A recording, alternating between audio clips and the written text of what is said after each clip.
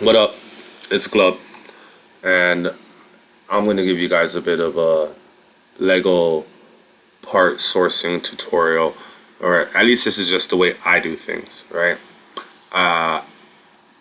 As you can see here, I make pretty significantly sized mocks, so I gotta try to, make the best out of my dollar when I'm sourcing my parts. So first things first, let's start with exporting the file. If you don't know how to do it, if you're a mock maker like I am, you just export as a parts list. Right now, let me just clean this folder up so I can show you guys how this is done properly. And export, and I've already exported this where I need to, so I'm not going to do that again.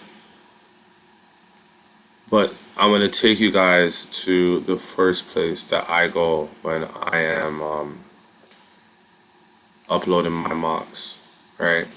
Or sorry, sourcing my parts. So I go to Woolbrick, great site. Pros, they give you tracking number. They're a little bit faster than I would say significantly faster than Lego.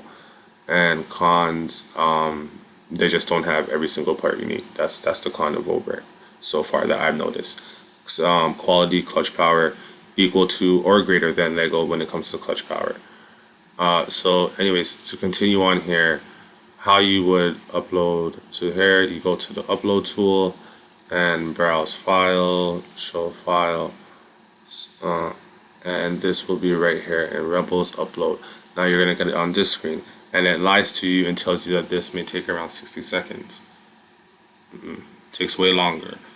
Go get a snack or whatever you like to do, come back, and then the page should look something like this. Wham bam. Here we go. So they have, for this specific mock, around 83% of the parts I need, right?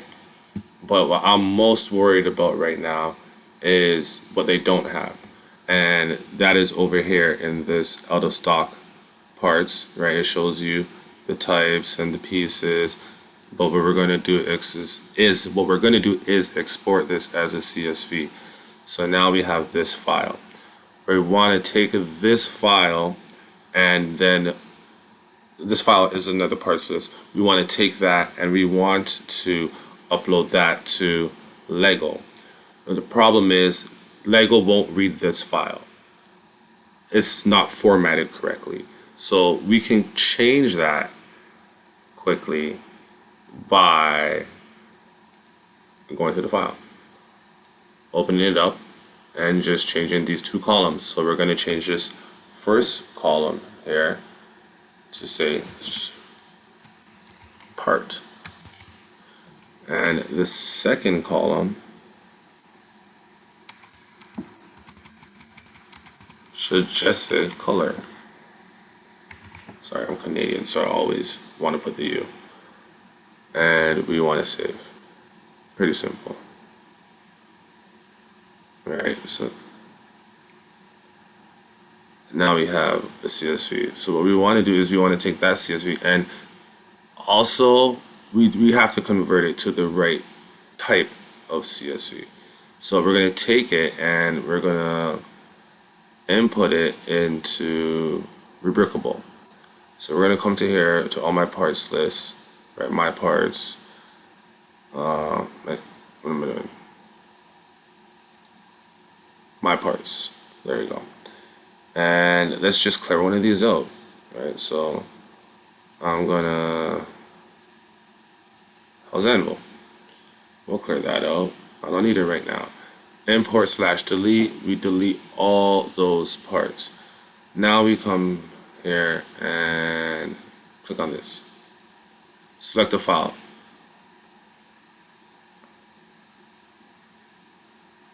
Downloads. Rebels, no stock. Upload external source. This is important. If you upload the file with the wrong external source, it's going to read the file incorrectly and give you either the wrong parts or the right parts in the wrong colors or some form of variation of mix-up. So coming off of Wobrick, this is simple, rebrickable. Actually, is it Bricklink? I think it's Bricklink. We'll find out in a second. Bricklink. Coming off there, you want to use the Bricklink external source. So we now close this, and it shows us these are the parts that Wobrick didn't have. You will see some part errors here on this specific list. That's simply because I have a minifig that I threw in here that's not a real minifig, and it was just a measuring tool. So I can make this the right size. So we'll just ignore these random part errors, right?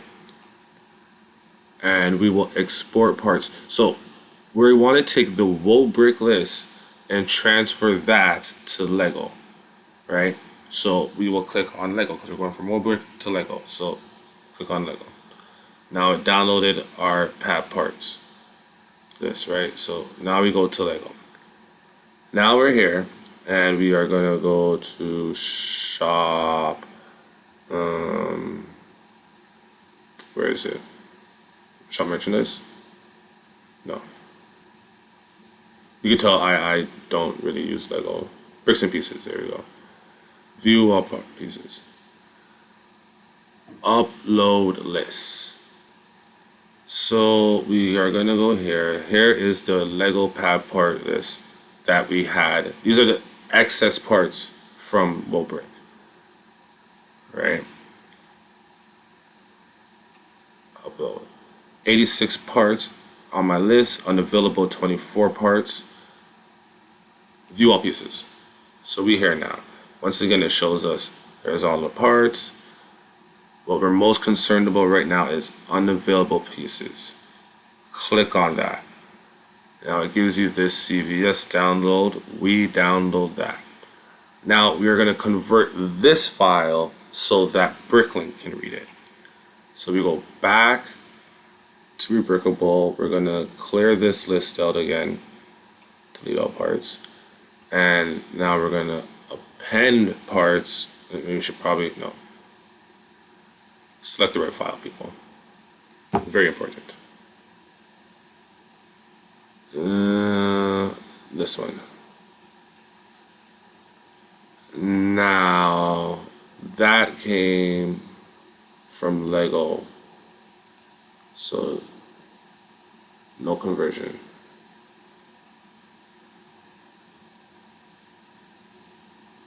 And here we go again. And see how the part list has shrunk now. Now we're going to export these parts. So now remember, I'm taking this list from Lego and I'm going to Bricklink. So we're going to export it as a Bricklink XML file. Now the beauty of this is, look at this corner right here. When I click on here, boom, copied. Now we come to Bricklink. Everybody's favorite, right? Profile, wanted list. This is a part empty one, so I'll use Shippy. We'll go straight to upload. I personally never use the upload file from your computer because it just, for some reason, it will like misread stuff. So if I could always use the XML, I use the XML. Paste that into here. Proceed to verify your items. And I didn't put it on the Shippy list, but that doesn't matter for here right now, because this is just to show you guys how to transfer the list from your parts list from one site to another. And that is all, right? So a quick little breakdown for those who are not so aware of Lego and what it's like ordering off of Lego Pick a Break. We'll just go here and pick select pieces. Yeah, overwrite, cool. Do all that. There's no price. There you go. Okay. That was a jump.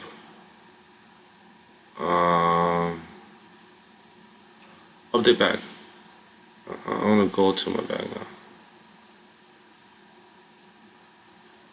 So this is the thing here though. Bestseller and standard parts, right? Bestseller parts, these will be here in about a week's time. Standard parts will come when they feel like it. There's reasons why that happens. I'm not gonna get into it now. I'm gonna try to keep this video short and sweet. But listen, it takes a while, but it's worth it because you're saving money. When you order off of Bricklink, you're paying for every store you ship from, like a premium. And if you're like me and you're ordering windscreens and weird shaped tires to use as engines and stuff like that, they have to use the most expensive shipping option to ship you the one item. So even if I'm just getting that one item, it's $5, $15, or whatever it is, and it's very unlikely that one store is gonna have all those weird tires and windscreens and stuff, or just all the parts in general whenever you're ordering. So if you can minimize that by using Woolbrick and Lego, which Lego has free shipping, and Woolbrick shipping is reasonable if I can remember. But even if not, well, it is, but you're still saving a lot in the parts for Woolbrick, and you're not paying multiple shippings. But anyways, that's all I got for you guys for now.